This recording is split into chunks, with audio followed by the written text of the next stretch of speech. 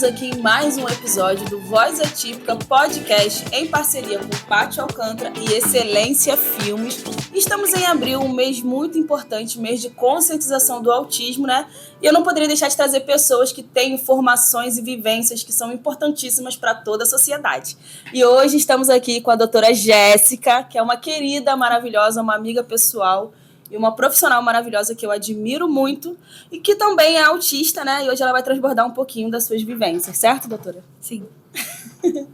Doutora Jéssica, conta um pouquinho, né? Até a gente vai chegar na parte da sua profissão, né? Mas como que foi a chegada do diagnóstico? Como que foi a sua infância? Você descobriu cedo ou foi uma descoberta tardia? Foi uma descoberta tardia. Eu faço acompanhamento por causa de ansiedade e depressão há muitos anos.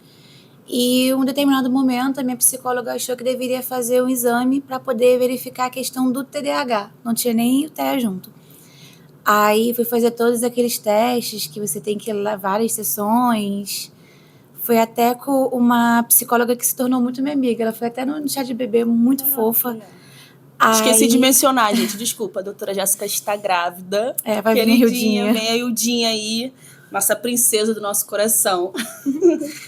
E aí eu fiz esses testes, né? E era pro TDAH. Certo. No final veio dizendo que TDAH não era o principal, era a comorbidade do TEA. Aí eu fiquei tipo... E você tinha quantos anos nessa época? Tinha 30. Tem já, alguns anos. Vida adulta já. Aí, quando foi passar pros meus pais, a minha mãe falou assim, não, nada a ver, você não tem autismo. Eu falei assim, mãe, vamos pesquisar. A médica falou, o psiquiatra corroborou, é isso mesmo, vamos ver. Aí minha mãe começou a anotar tudo que eu fazia quando eu era criança que tem a ver com o próprio espectro. A questão que falam sobre pisar na areia da praia. Minha mãe falava que era um sufoco, que me botava na areia da praia e eu fazia um escândalo, eu não queria. Que eu andava na ponta do pé. Só que, como minha mãe ela é professora, quando ela via que tinha algumas coisas que ela poderia acertar de uma maneira com a terapia ocupacional, ela acabava fazendo. Por exemplo, eu às vezes não queria muito ficar com outras crianças, então minha mãe ela comprava pacotinhos de massinha. Sim. E me dava e falava assim, brinca de massinha. Aí eu me lembro que teve um Natal que ela falou assim, faz o presépio. E eu fiz o presépio inteiro, com tipo todos os reis magos, todas as... Completo. Até os bichinhos. Nossa. E ela botou tudo assim. E isso tem muito a ver também com a questão de você ficar mexendo na massinha para poder avaliar a questão do toque. E usam isso na terapia ocupacional.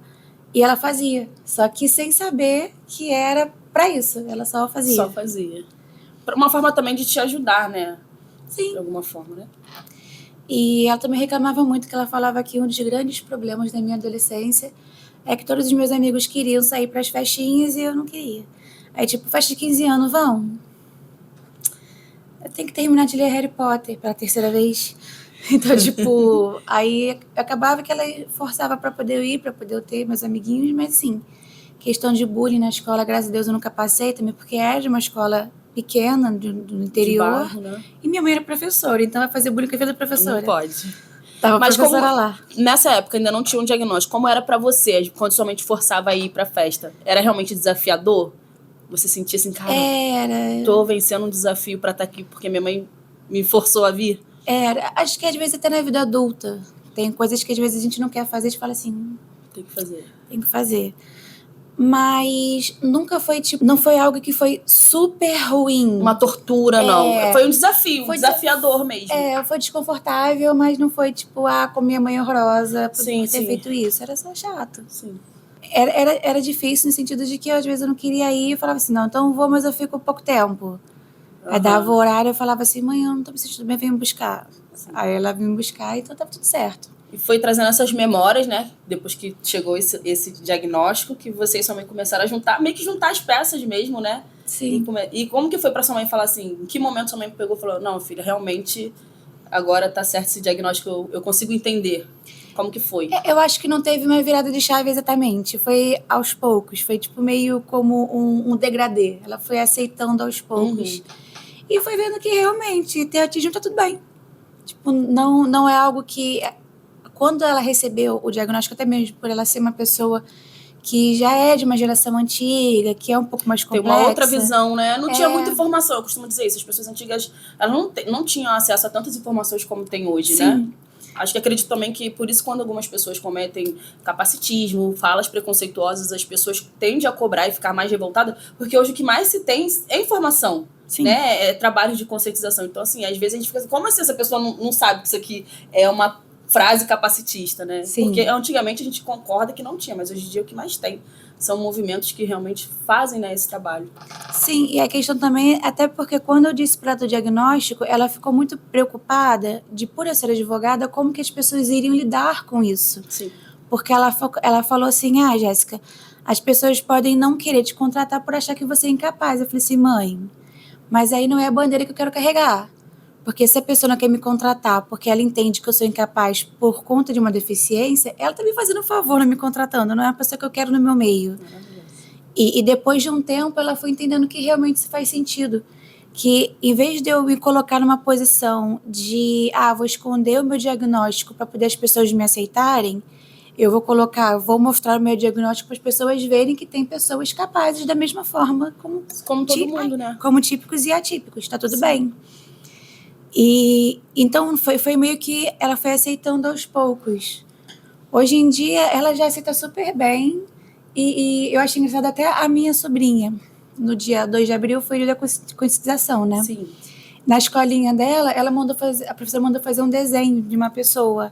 Ela desenhou e falou assim, minha tia que é autista, olha. Que legal. Aí botou meu nomezinho e tal. Que legal. Já é uma geração que já vem vai vir com uma consciência, né, diferente, realmente, né, com um olhar diferente. O Raul também, meu filho mais velho, ele já tem esse olhar, assim, sabe, de mais empatia, de mais carinho. Aí ele fala, mãe, tem um amiguinho que é autista na minha sala. Eu fico com ele, eu brinco. Às vezes ele não tá muito legal, não. Ele tá muito agitado, aí eu deixo ele com a tia, mas quando ele tá tranquilão, eu tô com ele lá e tal. Então, assim, já tenho essa vivência de que a gente precisa estar junto, hoje tá tudo bem, você não tá bem, eu vou respeitar. Porque não é nada mais do que respeito. Se a pessoa tá desregulada, se a criança na escola, né? Só respeita o espaço dela e tá tudo bem. Sim. Né? Até porque eu acho que até a mesma questão de quando explode muito, quando tá desregulado. Se a pessoa só fala assim, olha, não tô legal, me deixa quieta, você deixa ela quieta, vai passar. Você dá um tempinho, dá uns 20, 30 minutinhos, que depois ela vai voltar, vai estar tudo bem. Agora, se você fica ali em cima, é como se estivesse meio que machucando. Uma hora a pessoa não aguenta mais. Sim. Aí que pode vir as crises. Então, se a pessoa só fala assim, não, eu quero ficar aqui de boa no escuro, quietinha, deitada, me deixa aqui 5 minutinhos. Aí fica tudo bem. E me fala um pouquinho, né, da sua parte profissional. Em que momento você falou assim, eu preciso... Você já entrou para o direito pensando realmente em levantar a bandeira e em defender as causas PCDs? Ou foi algo que aflorou em você conforme a sua vivência ou conforme as demandas que foram vindo até você? Na realidade, quando eu comecei no direito, eu comecei mais para a questão do consumidor, direito de consumidor. Sim. Depois que eu comecei a entrar na área de direito médico e saúde, junto com também a defesa dos PCDs. Eu acho que eu quis levantar a bandeira mesmo quando eu vi que de fato eu era. Porque tinha muitos direitos que eu não conhecia e eu pensei assim, gente, eu sou formada, tenho faculdade de direito, tenho algumas pós-graduações, tudo a respeito disso, e tinha muito direito que para mim era invisível, que eu não sabia que existia, porque não é divulgado. Se para mim é assim, imagina para aquela galera que está precisando, que às vezes precisa de um LOAS, precisa de um transporte, e ela não está sabendo chegar lá. E eu fiquei assim, cara, se pra mim é muito difícil, que tô, assim, com uma instrução um pouco acima da questão da grande média brasileira, sim. Imagina para aquela pessoa que não tem isso. É realmente a falta de acesso e falta de informação, né? Sim. Eu costumo dizer assim, existem muitas leis, existem muitos projetos, existem muitos direitos, mas não são passados à frente, falta essa informação, falta essa conscientização. Algumas leis também faltam estruturar melhor para que as pessoas realmente sejam beneficiadas, né? Porque fala, lei aprovada, beleza, foi aprovada, e agora? Agora, às vezes, a pessoa não consegue ter acesso. Sim. Até mesmo pessoas que têm conhecimento querem tentar chegar e não conseguem ter acesso porque é tudo muito fechado. E é por isso até mesmo que eu tento sempre colocar no Instagram algumas postagens, algumas coisas com uma linguagem mais acessível, porque, gente, o juridiquês é muito chato, é muito rebuscado, às vezes nem a gente quer falar assim. Uhum.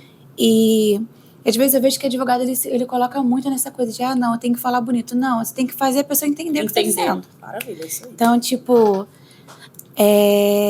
aí a questão, por exemplo, um exemplo, né? Até mesmo a questão do Lois. As pessoas falam assim, não, mas tem que ser miserável. Não, não é assim.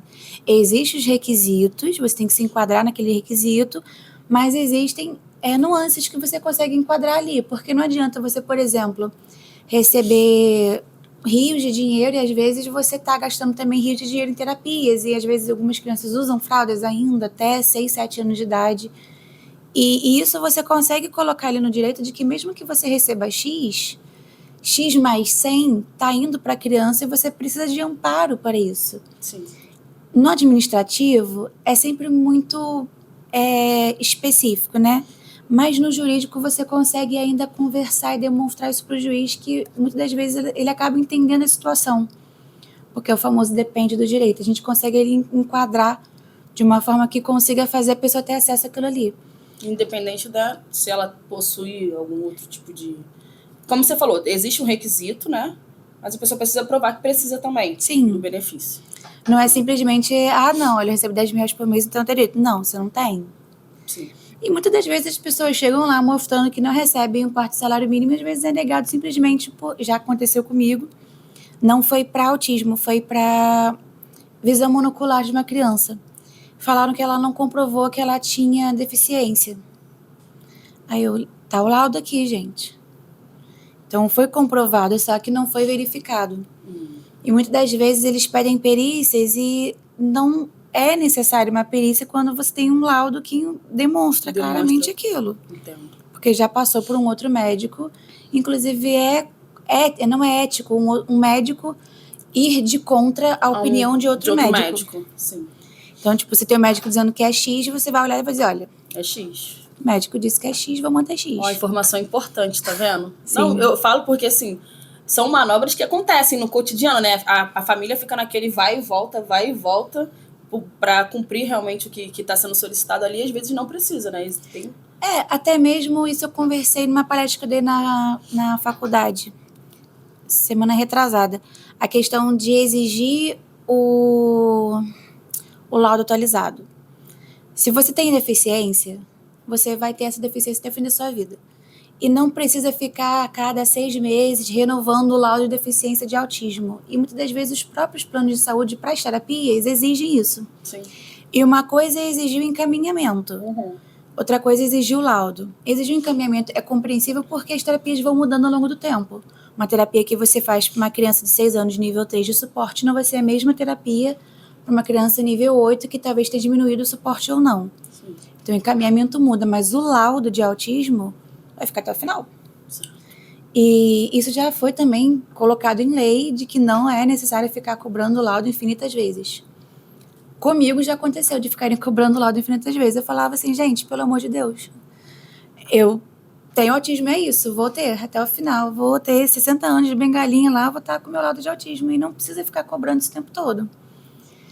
Aí volta naquela questão, se para mim, que tenho conhecimento das leis, passava por isso e é desconfortável, imagina... Desgastante, né? Sim.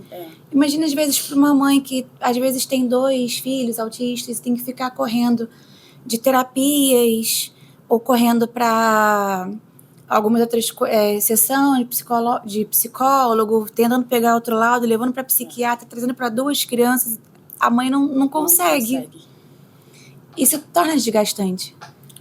Porque no meu caso eu sou adulta, eu tô conseguindo ir, mas até mesmo no seu caso, imagina uma mãe atípica tendo que ficar correndo de um lado para o outro, ainda tendo que ficar levando o laudo. O olho responde automaticamente. É o burrinho do Shrek. Como é que é? Uma hora esse olho vai ter que parar de piscar. Esse olho não para de piscar. É exatamente isso. E assim, é desgastante, é exaustivo, né? É importante frisar para quem vai assistir, né, esse podcast que a rotina de uma família típica, ela é totalmente desconstruída, na verdade. Não existe uma rotina. Eu costumo falar isso com as pessoas que marcam as coisas comigo.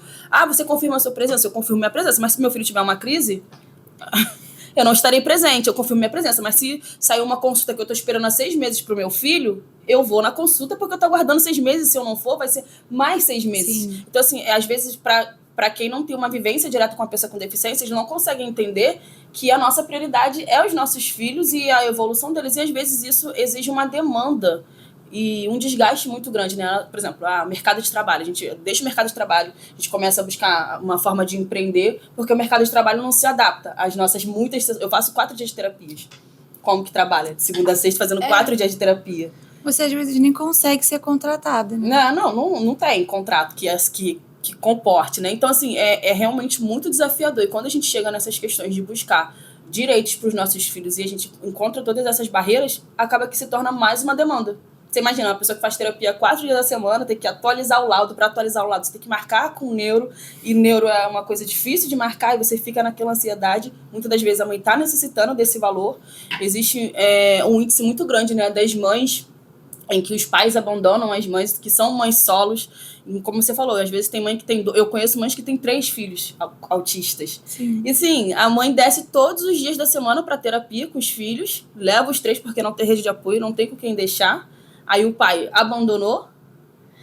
Ela está realmente dependendo desse benefício para sustentar, para comprar medicação, para sobreviver, assim, para fazer uma manobra muito grande. E às vezes fica num impasse muito grande para ter acesso a esse benefício. Então, assim, realmente é muito desafiador, desgastante, né, para a mãe, que às vezes, muitas das vezes, fica ali naquela pressão total. Não é 100%, existem uns casos que os pais permanecem. Eu sou uma dessas pessoas privilegiadas. Eu sempre falo isso, né, que eu sinto que eu sou privilegiada porque meu marido é um paizão, meu amigo, meu parceiro, me ajuda bastante. Às vezes eu até falo, eu acho que eu não aguentaria sozinha, porque é muito puxado. Meu filho tem vezes que de 5 dias da semana ele dorme 2.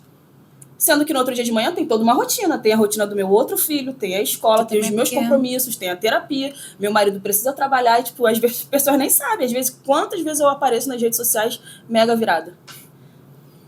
Então, assim, a vida ela continua independente das crises. Então, às vezes eu falo assim, gente, é mais uma demanda. Arrumei mais uma demanda. E é isso que acontece com essas mães muitas das vezes também, né?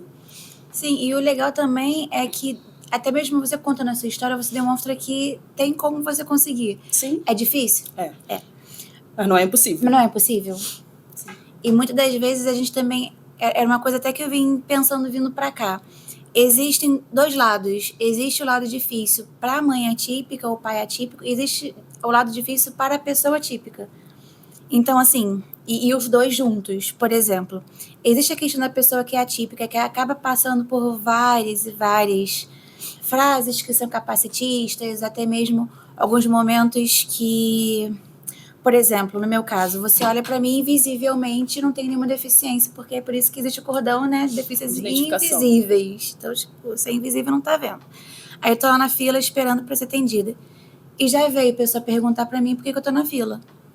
Aí eu falo, não, então eu tenho autismo, e mostro a carteirinha. E já ouvi pessoas falando assim, mas você não tinha que estar aí porque você tá em pé. Tipo, não, desculpa, você quer que eu me jogue no chão? Então... Eu falo assim, o que eu tô ouvindo? E assim, e às vezes a gente fica, cara... É absurdo, mas por assim, quê? Eu consigo entender que é um misto de casos e casos, claro. Mas às vezes é a falta de informação. As pessoas às vezes só conseguem entender a deficiência como uma coisa física. Pô, mas agora já tem informação. Sim. E assim, é um pensamento pessoal. Sim. É da sua conta? Não, então fica quietinho, amigo. Não tem nada a ver contigo. Só respeita. Tipo, se a pessoa tá aí, já sabe que tem que estar ali. Por exemplo, as pessoas às vezes me perguntam muito, como que você consegue? O que te move? Por que você não para? Renan mesmo, às vezes, ele fala comigo, ele, tipo, cara, você poderia estar vivendo só os seus problemas, só as questões do Caleb, e tá tudo bem, já é muito, porque realmente é desafiador cuidar de uma criança com deficiência e tudo mais. Mas o que me move é realmente a esperança de que no futuro, pro meu filho, de repente as coisas vão ser melhor, as pessoas vão estar ainda mais conscientizadas, mais informadas. Eu costumo dizer assim, que talvez esses movimentos eu não vou colher, mas eu creio que meu filho vai colher, outra geração vai colher. Eu acredito também que muito do que a gente colhe hoje é porque alguém lá atrás arregaçou as mangas e lutou. Sim. E é impossível a gente não sentir as dores dos nossos filhos, né? O voz atípica, ele nasceu da minha dor quanto mãe. Ele não nasceu, eu vou voz atípica que vou dar voz a todas as outras mães. Ele nasceu da minha necessidade quanto mãe de querer ter voz, de querer informar, falar sobre o que meu filho estava sofrendo preconceito com apenas 5 anos de idade. E aí nasceu o voz atípica. E, óbvio, vem esse pensamento que você falou. Meu filho vai passar por isso a vida inteira. Sim. Dói. É difícil, né? A gente pensar, cara, vai ser a vida inteira as pessoas definindo meu filho pela cadeira de roda. A escola olhando para ele e falando assim, a gente não tem acessibilidade. o outro pode, ele não. Então, é desafiador e o coração às vezes fica apertadinho. Então, o que me traz esperança, o que me move é poder levar informação, poder levar conscientização. Então, é o que eu falo, não é possível que você não sabe. Não é possível que você nunca ouviu falar sobre autismo. Não tem uma característica, não tem que ter cara. A pessoa é autista e pronto. Sim. E as pessoas ficam muito questionando, mas não tem cara de autista. O que seria ter cara de autista? Eu acho que é porque as pessoas, elas tentaram colocar, elas não entenderam o quebra-cabeça, né? E elas tentaram colocar de uma maneira que moldada. Não, a pessoa ela não tá se balançando, a pessoa não tá se machucando naquele momento. Então, ela não é. Sendo que o autismo, ele tem muito a ver também, não só do que você faz, das estereotipias, mas do prejuízo que você tem com essas estereotipias. Então, às vezes, eu andando aqui na rua, tá tudo bem. Mas, por exemplo, já aconteceu pessoalmente comigo, de estar dirigindo e só porque eu errei. Eu tinha que virar numa rua e eu virei em outra. Isso, para mim, foi suficiente para poder parar o carro num lugar aleatório e começar a chorar porque eu não estava conseguindo identificar para onde meu carro ia. Sim. Aí, beleza. Aí você coloca uma pessoa que não é atípica para poder dirigir. Ela vai... Às vezes eu vejo isso com o Diego, que dirige super bem. Errei o caminho. Eu pego outro caminho. Aí fica assim, como assim você pega outro caminho? Se aquele caminho ali é aquele caminho que você tem que fazer. Não, você tem que dar a volta e fazer aquele caminho. Ele diz, Jéssica, vai dar no mesmo lugar. Aí eu fico, não, é o outro caminho. Porque é desafiador, né? Sim. Mudar a rota, assim, em cima da hora Não consigo. Tipo, tem que virar aqui. Não vou virar, não. Eu vou dar a volta e não vou conseguir fazer agora. Talvez possa ser também um pouco da questão do medo de dirigir. Pode ser também, mas... São coisas que, às vezes, para pessoas atípicas são muito difíceis e para pessoas atípicas não. E, normalmente, se tudo der certo no mundo perfeito, eu vou dirigir normalmente. Mas se acontecer um negocinho fora do previsto... Sim. Não. Tá. Até mesmo questão de previsibilidade. Todo mundo marcou de, sei lá, vamos todo mundo para comer uma pizza. Eu estou aqui preparada para comer uma pizza. Vamos comer uma pizza, não tem pizza. Como assim não tem pizza? A gente vai comer hambúrguer. Não vou comer hambúrguer, eu vou comer pizza. Sabe quem é assim? Calebinho. Sabe, né? O Calebinho tá lá pra começar a investigação. O Calebinho, você não sai de casa com ele. Você tem que falar com ele tudo o que vai acontecer. A gente vai na terapia, né, mamãe? Não. Por exemplo, às vezes acontece de eu falar, filho, amanhã tem terapia, é na Tijuca, não, explico tudo ele direitinho. E a gente não vai lanchar na rua porque não tem dinheiro. Aí acordou de manhã, eu tô passando mal. E por esse motivo a gente não vai na terapia. Você não consegue, tipo, o Caleb grita... mais de 1 hora, porque ele se programou, ele dormiu. Sim. Eu quero ir na terapia. Aí conversando, né, com a psicóloga, com as pessoas que assistem ele, enfim, ele tá nessa fase. O irmãozinho dele biológico é diagnosticado com autismo, e a gente começou a perceber muita rigidez. Caleb, por exemplo, só almoça com o pai. Não importa a hora que o pai vem almoçar, ele fica sem comer esperando o pai. E assim, pra mim é desafiador, porque eu sei que ele tá com fome, eu fico preocupada com ele, aí eu fico, Renan, vem. Não, Caleb, precisa almoçar. Vem.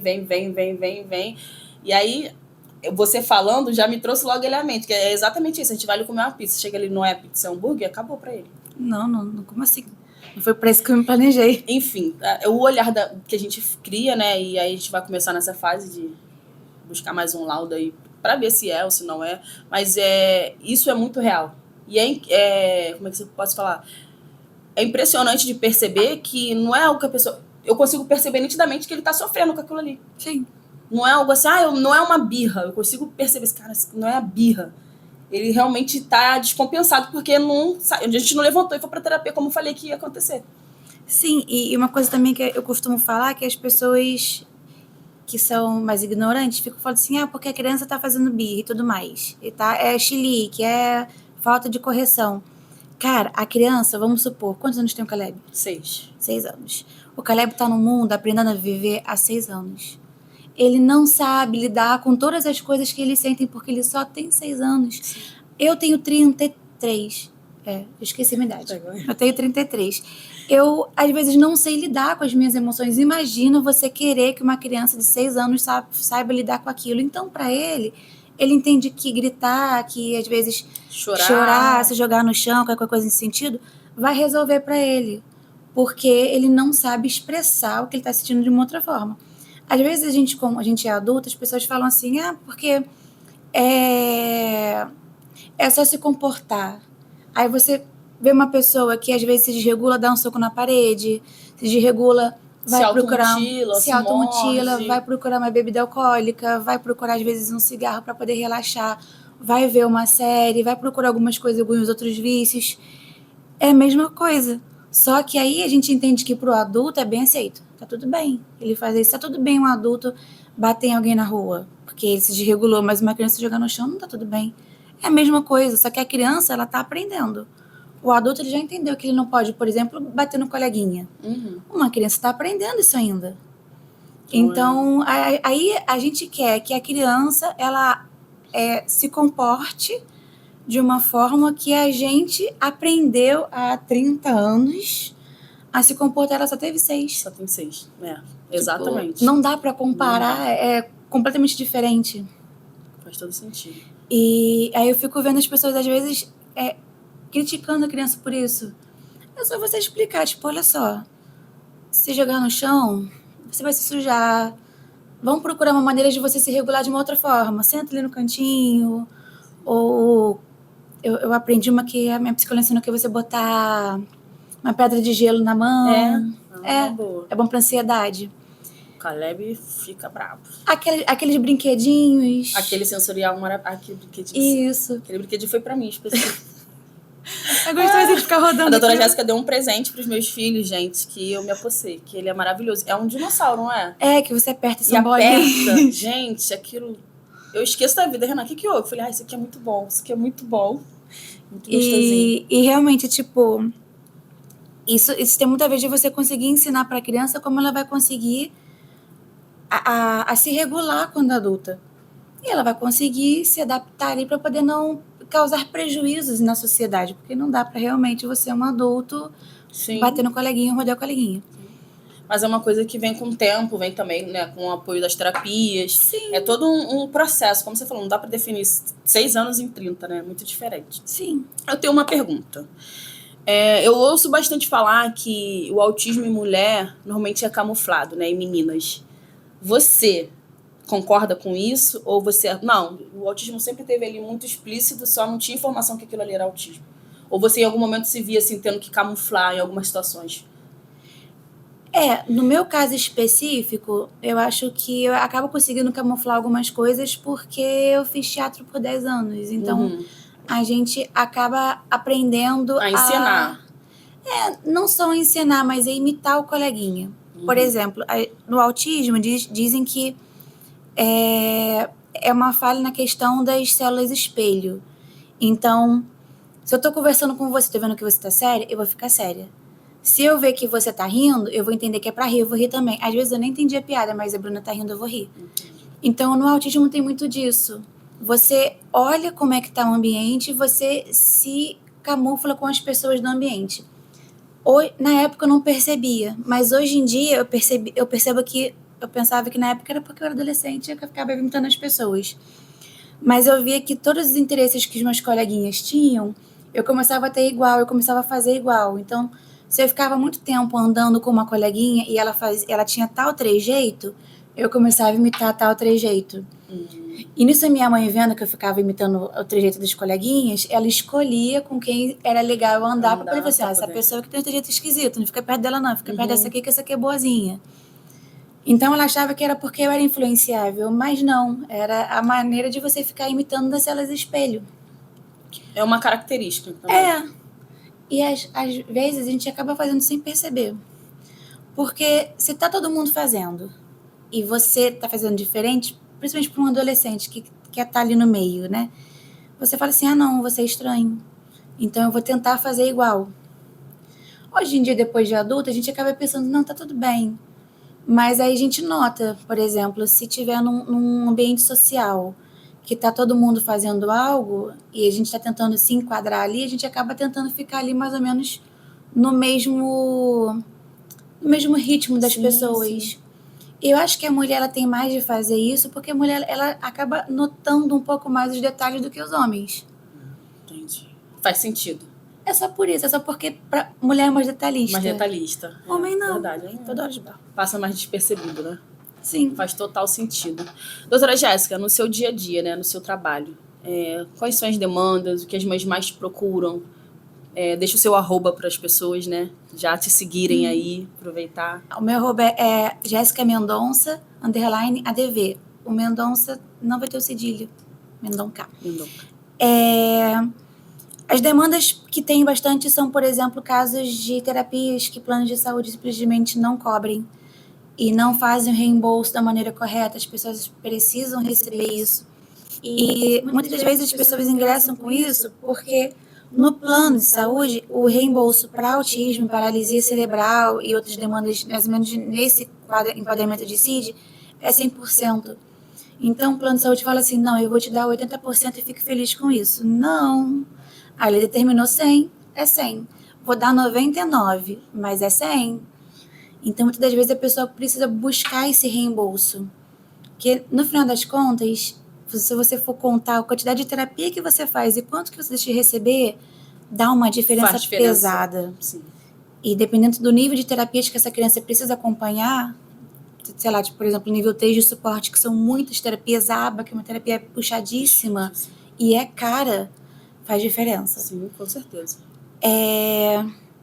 Essa semana também, inclusive, tive uma tutela de emergência para uma criança que tem autismo e ela estava pleiteando para o Estado o CDB. E conseguiu. O Estado falou assim, vai ter que dar sim para poder ela tomar medicação. E, por exemplo, é uma medicação que é caríssima. Uma pessoa que precisa, que ela é assistida pelo SUS, uma pessoa que precisa ser assistida pelo SUS e precisa dessa medicação, que na época no cálculo deu mais ou menos anual cerca de 96 a 100 e poucos mil reais. Nossa. Como que uma pessoa vai comprar isso? Porque é importado, essa que o médico prescreveu. Ela não tem acesso. Não cabe, não tem acesso. Então, precisa recorrer ao Estado. O Estado fala assim, não, eu vou dar essa medicação aqui porque é o que dá, mas essa medicação que não está ajudando a criança. E é uma das tipos de demanda que acabam pedindo. Sim. Já aconteceu também, inclusive, de crianças que são assistidas pelo SUS e que não tem vaga para poder elas fazerem os exames ou fazerem as terapias. E assim, como todo um trabalho de suporte realmente, né, para direcionar essas famílias que elas realmente têm direito, né? Teve um caso que é um caso que para mim marcou muito, porque esse foi o caso que eu fiz a peça com raiva.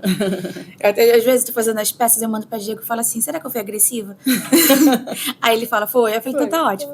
Então vou usar assim mesmo. Que era o caso de um menino que ele tinha paralisia e ele era surdo. E ele estava indo na escola e estava a mãe pedindo mediador e o instrutor de Libras para aquela criança, porque ele é surdo. Gente, é sério, Libras deveria ser matéria escolar. Libras, Braille.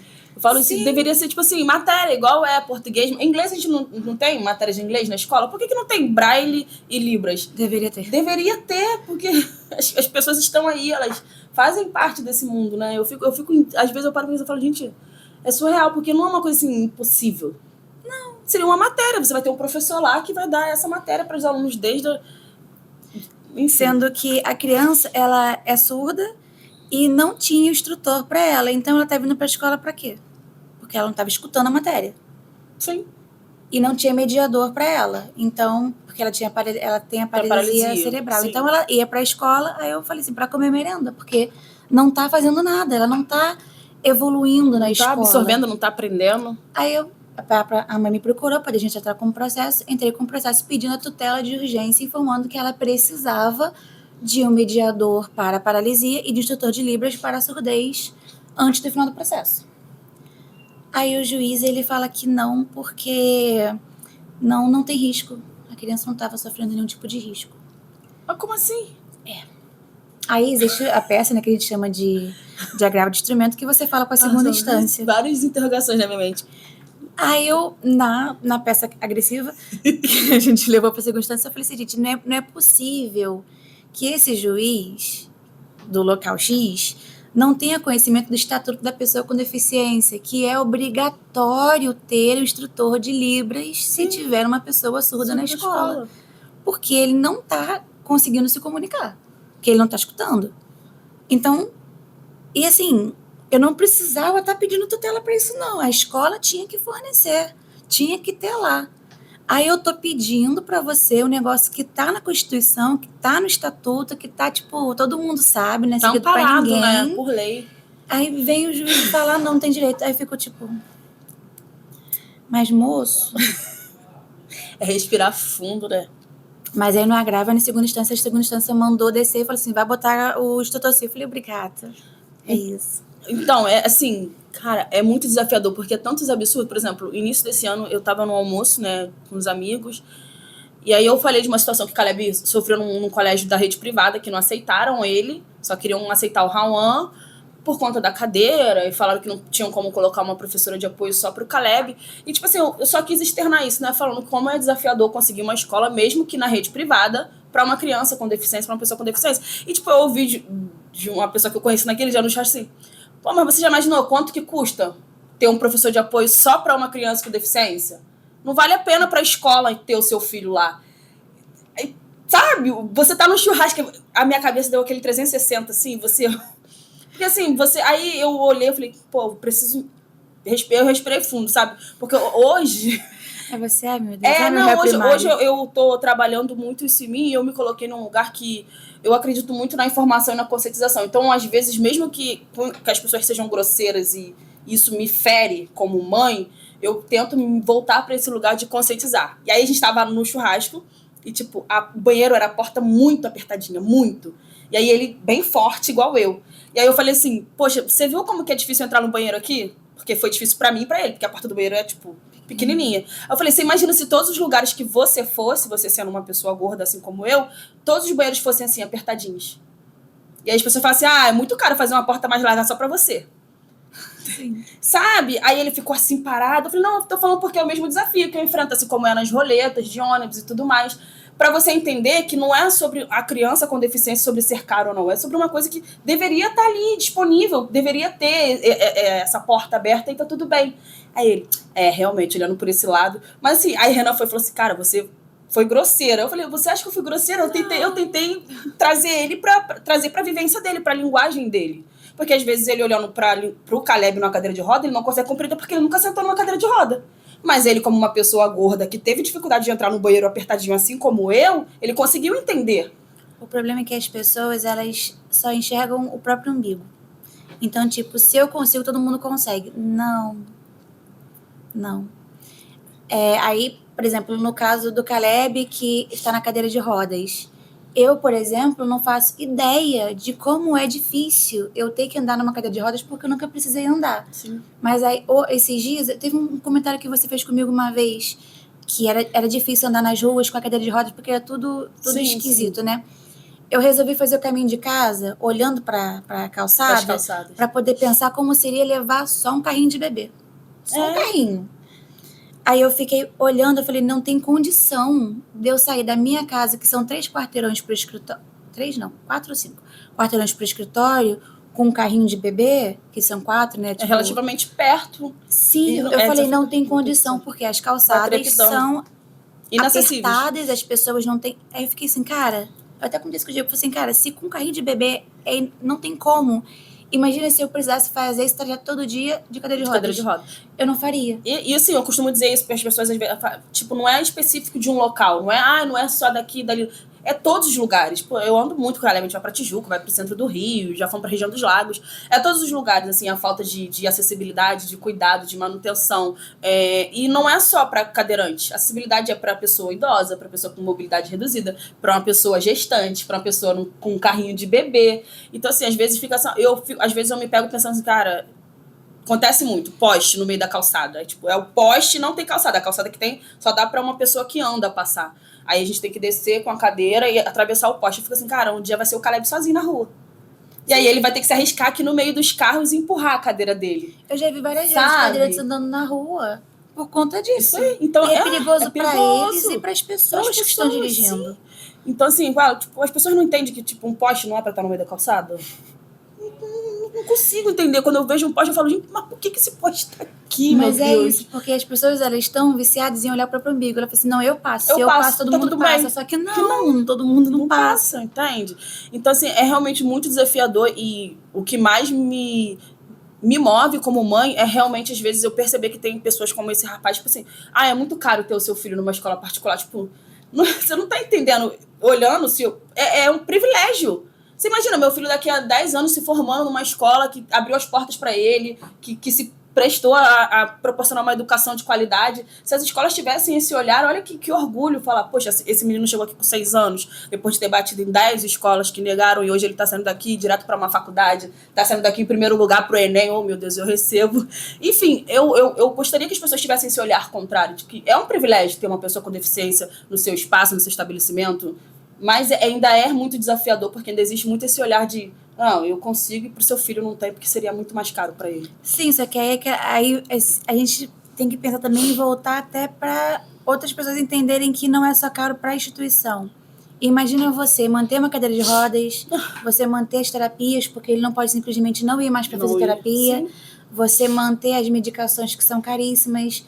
Ele, às vezes, pode ter algum tipo de degeneração, qualquer coisa no sentido que ele sente dores horríveis, dependendo de qual for o laudo da pessoa. Então, assim, será que é só dinheiro mesmo? Sim. Porque se for colocar na ponta do lápis, a vida, não só monetária, da pessoa com deficiência, ela é muito mais difícil. Sim. Pelas buscas que ela precisa fazer do que só pelo dinheiro. Sim. Porque, não sei contabilidade, então vou chutar números aleatórios. Vamos supor que gaste uns 10 mil com a criança e a criança gaste 10 mil em medicação. Cara, tipo assim, as coisas para uma pessoa com deficiência, por exemplo, tá precisando de uma cadeira de banho, né, que caiba no banheiro do nosso apartamento, ela custa R$1.500. Tipo, ele já tá com 6 anos, a gente já não consegue mais dar banho nele no colinho, a que ele tinha antiga era grande, dava na nossa casa, mas a gente mora num apartamento hoje, é R$1.500 uma cadeira de banho. Aí o benefício é R$1.500. Então, assim, você bota na ponta do lápis uma família que tem um benefício e vive do benefício. Ela vai comprar a cadeira de banho? Não vai. Ela vai deixar de comer, de ir nas terapias, de comprar medicamento? Ela não vai comprar a cadeira de banho.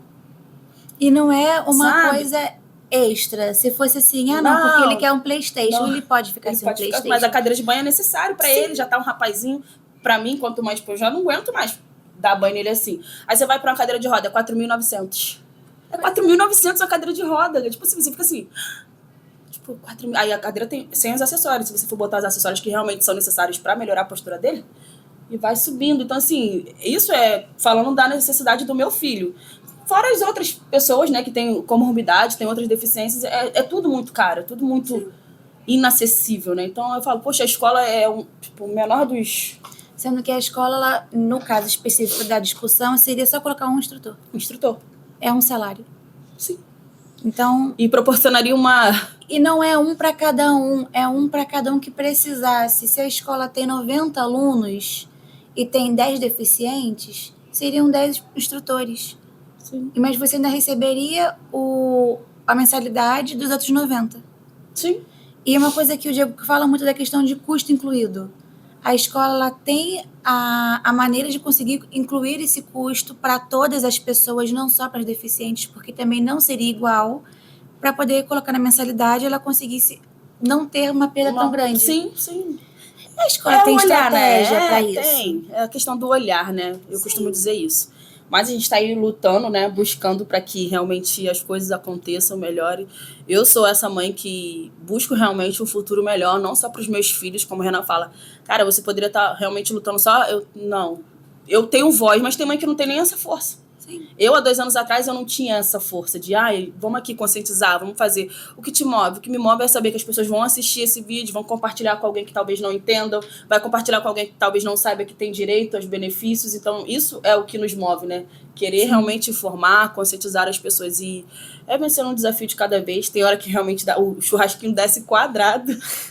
Olha, nesse dia a Renan falou, Bruna, você tinha que ver sua cara. Sua cara tava pegando fogo. Eu falei, Renan, mas eu respirei fundo. Ele, você respirou fundo. Porque assim, você olha pra mim e diz assim, ele não tá entendendo que meu filho precisa estudar. Ele só tá falando que meu filho é muito caro pra escola. Exatamente. Assim, cri, mas foi legal. Porque eu realmente vi que ele teve dificuldade de entrar no banheiro e ele questionou. Saiu de lá falando, E o legal é que você usou a dor dele pra poder entender que outras pessoas sentem dor também. Pra mim também, porque pra mim... Pra você ver, tipo, ele é bem mais fortinho que eu. E pra mim também foi difícil entrar naquele banheiro. Então eu falei, vai ser agora, vamos lá. E a pessoa, se todo lugar que a gente vai, as portinhas do banheiro sejam assim, como seria? Pois é. Tipo, ele, pelo porte dele, ele não passa na roleta de ônibus. Eu perguntei, tipo, é confortável passar na roleta do ônibus? Tem que entrar por trás. Então, assim, é realmente a gente se colocar no lugar do outro, né? Ter esse olhar de empatia, de respeito. Doutora Jéssica, a gente está no mês de conscientização do autismo, né? Vou pedir para você deixar um recado para a galera aí que vai assistir esse vídeo, para a gente poder encerrar nosso episódio de hoje. Quero também agradecer, né, pela sua presença aqui, pela sua participação, pela sua fala muito importante. Obrigada. A mensagem que eu gostaria de deixar para a conscientização do mês de autismo é para não ser o mês, ser o ano, porque às vezes a gente vê, principalmente a gente que tem o espectro autista, a gente vê que é o ano inteiro ignorando a gente, o ano inteiro fazendo piada, o ano inteiro tendo discriminação, mas em abril vamos todo mundo falar quanto somos Todo mundo quebra a inclusivos. cabeça. Aí depois chegou no maio, não esquece, maio agora qual vai ser a próxima maneira de monetizar isso aqui? Porque assim, falar sobre a conscientização do autismo e porque uma coisa tem quebra-cabeça e vender mais caro para o autista, tipo, esse aqui é um abafador normal, é R$10. Esse aqui é um abafador com quebra-cabeça, vai ser 30 porque é para autismo. Gente, pelo amor de Deus, a pessoa que está usando abafador, ela precisa, ela não está confortável com aquilo ali, é desconfortável a beça. E as pessoas, elas fazem muito isso, elas monetizam muito a deficiência de outras pessoas. Não vamos fazer isso em abril, não, nem no resto do ano, e vamos tentar manter a conscientização todos os meses e incluir as pessoas, não só os autistas, mas todas as deficiências, porque são diversas. Várias pessoas precisam estar incluídas nisso. E é isso, né? Entrar na sua linha, na linha da voz atípica e entender que realmente a gente precisa ter voz para poder explicar isso para as pessoas, para poder... No passado já era pior, tem melhorado. A gente tem conseguido falar mais sobre isso e no futuro realmente esperar que aquilo que você quer. A gente no futuro ter todas as pessoas que têm essa conscientização permanecer assim. Chegaremos lá. Bom, gente, encerramos por aqui. Esse é mais um episódio do Voz Atípica Podcast, em parceria com Excelência Filmes, Paty Alcântara, né? Clica aqui, compartilhe bastante esse vídeo, conheçam também o trabalho da doutora Jéssica e seguimos dando voz com propósito.